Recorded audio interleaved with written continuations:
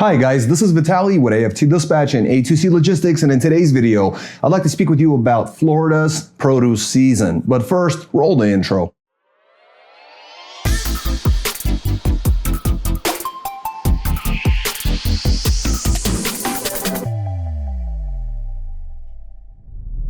Welcome back. Before we get started, I'd like to ask you to please like the video, be sure you subscribe to the channel and hit the notification bell so you never miss a single release of our videos, where every Friday we're talking about something that could benefit you in your trucking businesses, in your trucking careers, as well as cover the loads we've successfully booked for our customers, consisting of leased on owner operators and carriers operating under their own MC authorities, running under our truck dispatch services. As always, guys, big thank you for all the likes you provided in all the previous videos. Please do keep them coming, and let's talk about reefer season, produce season out in Florida specifically. So this video is probably going to be a little bit longer. I'm going to get into a lot of details, a lot of figures. I'll leave everything in the description box below if you want to revisit that or just rewind the video. And I think this is good timing on this because there are certain seasons that have started, there are certain seasons that have ended. So right now, if we actually look back a month to February, so looking at Florida specifically, February 2023 versus February of 2024, we actually saw a general decline, a major general decline by over 80 million pounds of produce. So that's everything included. So we are definitely going to see that, and we're already seeing that in the Florida produce market. Now, as far as citrus fruits and things like that, when we're talking about grapefruits, tangerines, and tangelos, if I'm saying that right, or tangelos, they're down by 9%. Tomatoes are also a fruit. They're down by 22%, and they're also telling us that to expect lower quality until April. So starting April, there should be some more stuff coming in, better quality tomatoes, and hopefully increases in numbers. Since we're making a salad, cucumbers are a part of it. Down 13%. They're saying to wait for Florida's spring crop in mid-March, which is right about now as of recording this video. Numbers for squash, beans, and eggplant. Looking at it year over year, they are down. Expect a rebound in the coming weeks for reefer carriers. Again, that's for squash, beans, and eggplant. Now, for some of the better news is the peppers. Relatively good season with expected supply increases. So expect to haul a lot more peppers this time, this year in 2024. Looking at corn is down 18% currently, but higher volumes are anticipated again in April and May. You guys see a tendency here for April and May, kind of like we've talked about over the last several months. We're looking at April and May as indicators of what's to come throughout the rest of the year. Moving on with the rest of the stuff, celery and potatoes, they're slightly down, but peak production is coming soon, again, around April or May. Moving on to some of the fruits, such as everyone's favorite, and Florida's known for these, watermelon, cantaloupe, and blueberries. Mostly the East Coast is known for blueberries, but those are in the fall season. In Florida, we're talking currently watermelon, cantaloupe, and blueberries. They're on track for peak season once again in April and May.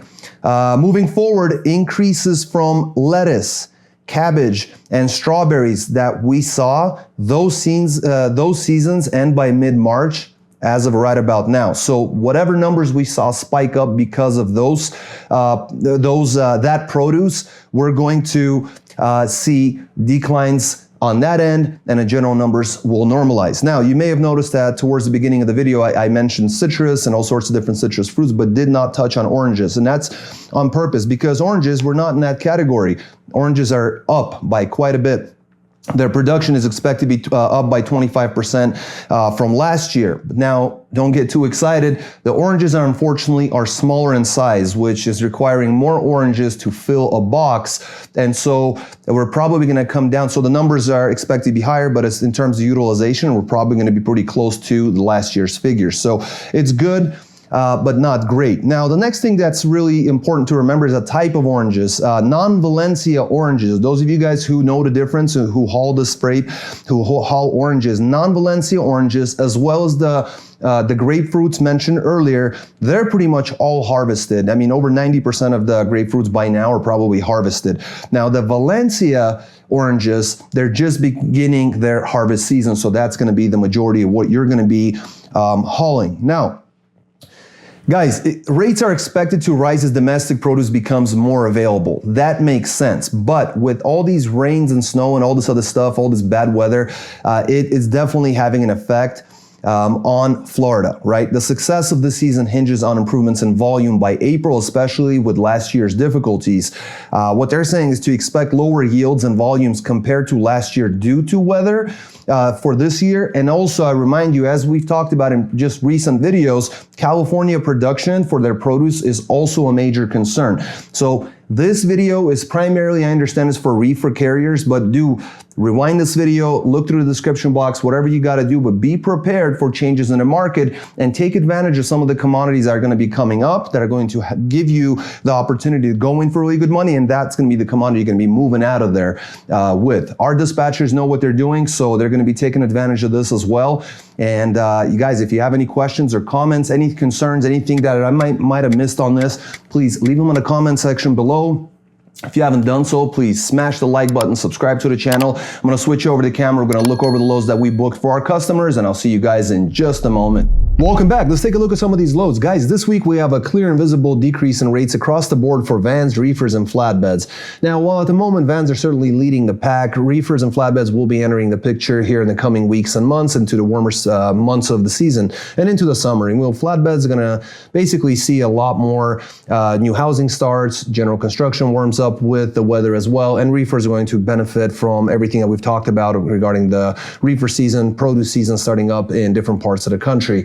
Now, currently the market is extremely tight. Everyone's working very hard. Everyone in today's video ran for 7 days. Everyone made at least $2 a mile or higher on their averages for gross loaded miles. And we're going to go ahead and start with David in his dry van coming out of a tough market at Aurora, Colorado, going to Glasgow, Montana with a 45,000 pound load of beer. No surprise there, 695 miles.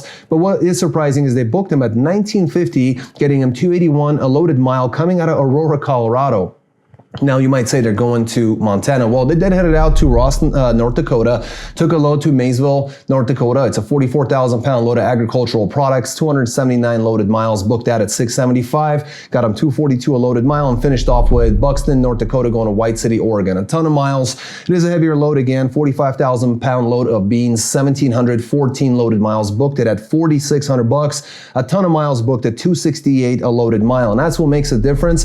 They ran for 7 days. Friday to Friday, David ended up grossing $7,225 loaded miles, $7,225 in gross in a week in today's market in a regular dry van running hours of service, completely legal, 2,688 loaded miles at an average of $269 per loaded mile average. So an excellent job, David. A fantastic job to his dispatcher as well. Next, we got ourselves our flatbed, Norman, coming out of Grand Prairie, Texas, going to Cedar Rapids, Iowa with a 45,000 pound load of steel struts, 840 miles, booked at $1,800, got him $214 a loaded mile.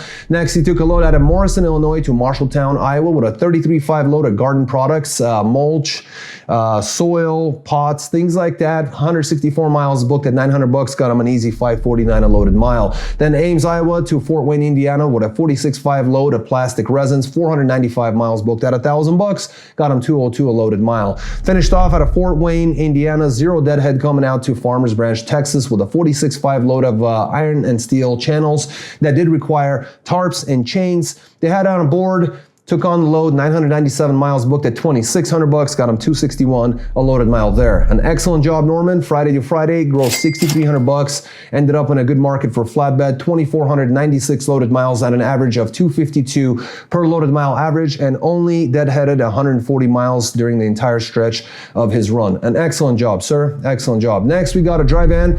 Aaron is a driver coming out of Council Bluffs, Iowa, going to North Charleston, South Carolina. It's a 40,000 pound agricultural crop protection load. Tanker endorsement was required on this one. 1,276 loaded miles, booked at $3,000, got him $235 a loaded mile. Then right out of North Charleston, South Carolina, zero deadhead coming out to Chesapeake, Virginia. It's a 39,000 pound load of Libby canned pineapple, 430 miles, booked at $960, got him $223 a loaded mile. Then right out of Chesapeake, zero deadhead coming out to Moorhead, Kentucky with a 30,000 pound light load of food product, 537 loaded miles, booked at $1,200, got him $223 a loaded mile. Finished off with Bowling Green, Kentucky, bumpy coming out to Oklahoma City, Oklahoma. Light load, 20,000 pounds of dry goods, 740 miles, booked at $2,000, got him $270 a loaded mile. Finished off the week, Friday to Friday, $7,160 in gross, ran 2,983 loaded miles in his dry van, $240 per loaded mile average. An excellent week for a dry van. Aaron, you absolutely killed it. Excellent job, sir. Next, we got Manuel in his dry van coming out of Dallas, Texas, coming out to Frontenac, Kansas with a 27,000 pound light load of pallets. 540 pallets in his trailer, 372 miles, booked at $685, got him $184 to get out of there. Then Blue Springs, Missouri to Amarillo, Texas, is a 30,000 pound light load of food products, 622 miles, booked at $1650, got him $265 a loaded mile. Zero Deadhead out of Amarillo, Texas, coming out to Valiant, Oklahoma with a 43.5 load of recycled, clean cardboard boxes. 451 miles, booked to $715, got him $159 to move out of there. Then Medill, Oklahoma to Centerville, Iowa, with a 43.5 load of wire products, 616 loaded miles, booked at $1,400, fixed the problem at $227 a loaded mile. Finished off with Burlington, Iowa, coming out to Gordonsville, Virginia. 35,000 pound load of dry goods, 881 loaded miles, booked at $2,100, got him $238 a loaded mile. Finished off the week very strong, $65.50 gross for the week, 7 days on the road, Friday to Friday, 2,942 loaded miles, booked at $223 a loaded mile. Not too shabby, sir. Manual, way to go. Next, we got Damien. Dry van coming out of Massillon, Ohio, going to Lynchburg, Virginia. 44,500 pound load of paper, 417 loaded miles, booked at $1,120, which included a $70 detention. That got him $269 per loaded mile. Then right out of Lynchburg, Zero Deadhead coming out to Forest City, Iowa with a 15,000 light load of panels. It's quite a bit of miles, 1,089 loaded miles, booked out at $1,800, got him $165 to move markets. Then Chicopee, Minnesota to Manteca, California for a 42.5 load of linguine pasta, as well as spaghetti and other pasta products. 1,919 miles, booked at $4,000, got him $208 a loaded mile and brought up that average for him. Ended up grossing $6,920, got him 3,425 loaded miles and ran that an average of $202 per loaded mile average. Finally, we're gonna finish off with Lucas coming out of Fremont, Nebraska in his dry van coming out to Spokane, Washington with a 43,000 pound load of animal feed, 1,347 loaded miles, booked at $2,900, got him $215 a loaded mile. Then Rockford, Washington to Portland, Oregon, a quick run there, 44,500 pound load of hydraulic mulch, whatever that is. It certainly required load locks and straps. They had that aboard, 377 loaded miles, booked at $855, got him $227 a loaded mile. Portland, Oregon to Garden City, Idaho was the next one. A very light load, 10,000 pounds of foam, 429 loaded miles, booked at $1,100, got him $256 per loaded mile average. I bet Lucas's trailer is probably vented as well. They usually load the foam into vented trailers. Nonetheless, the last load of the run was Wilder, Idaho to Hatton, North Dakota with a 44.5 load of beans. It was low to scale, so that's probably where he landed. It was about 44.5 on the most. 1,274 loaded miles, booked at $2,000 on that one. Got him $157 to move over to North Dakota, and really hoping that our dispatchers would be able to take advantage with some of the other brokers to get some of that good freight they got for some of our other customers to get Lucas moving for next week. Did a fantastic job. $6,855 gross. Ran 3,427 loaded miles at $2 even on the miles. Excellent job, sir. Welcome back. Thanks for sticking around. Guys, as you can see, rates are definitely on a downtrend, and we can see that a lot of vans this week, flatbeds are definitely struggling a bit. Reefers are definitely struggling a bit. But I will tell you this, get your reefers in tip-top shape. Change the antifreeze, the coolant, whatever you got that needs to be taken care of. Take care of your pulleys, belts, tensioners, your basically change your oils, spark plugs, whatever your reefer needs.